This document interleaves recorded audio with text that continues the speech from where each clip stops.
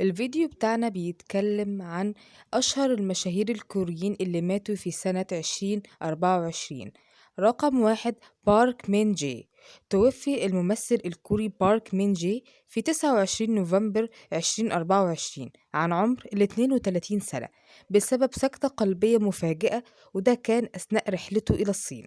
وأكدت وكالة بيج تايتل خبر وفاته في بيان نشرته في نفس اليوم، وقالت في البيان إن الممثل الجميل الذي أحب التمثيل وكان دائما يقدم أفضل ما لديه، بارك مين جي، رحل إلى السماء.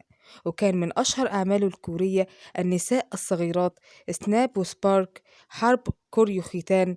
وأقيمت الجنازة في قاعة الجنازات بمستشفى أيوها للنساء في سيول. رقم 2، الممثلة كيم بيون سين.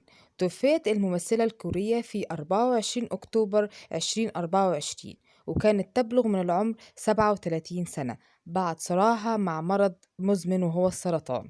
وشكلت وفاتها صدمة لصناع الترفيه الكوري، وتم دفنها في حديقة بيان فاميلي التذكارية. ومن أشهر أعمالها طريق العودة إلى البيت وحرب المال. رقم 3، الممثل سونج جي ريم. في 12 نوفمبر 2024 توفي الممثل الكوري سونج جي ريم وهو عنده 39 سنة. وكشف مركز شرطة سيونج دونج في سول إنه تم العثور عليه متوفي في بيته، وإن سبب وفاته لم يؤكد لحد دلوقتي. وفي نفس الوقت مفيش أي علامات على وجود جريمة، وده بسبب وجود رسالة بتشير إنه انتحر. وكمان كان ليه عدد من البوستات الحزينة قبل وفاته، وده بيكون بسبب مشاركته في أكتر من عمل والمعاناة من الضغوط المهنية.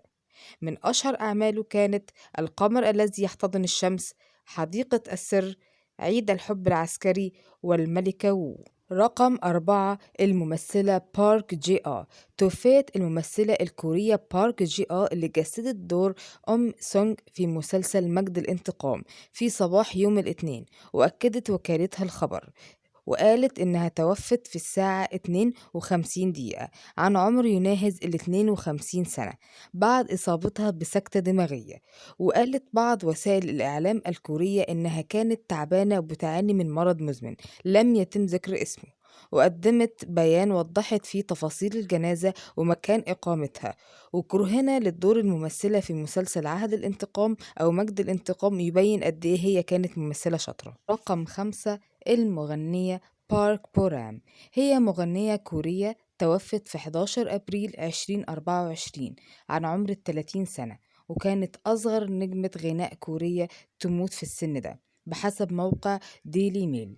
والشرطة أصدرت بيان وقالت فيه إن المغنية كانت في بيت صاحبتها وتعبت بسبب إصابتها بسكتة قلبية، ونقلوها للمستشفى ولكنها توفت بعدها بساعة.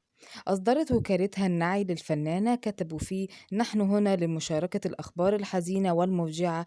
بارك بورام توفيت فجأة في وقت متأخر من ليلة 11 أبريل. وأضافوا إن الجنازة هتتم بعد التشاور مع أسرة المغنية. بارك بورام عملت كعارضة أزياء وشاركت في العديد من الأعمال والبرامج. رقم 6، الممثلة تشينج بيبي.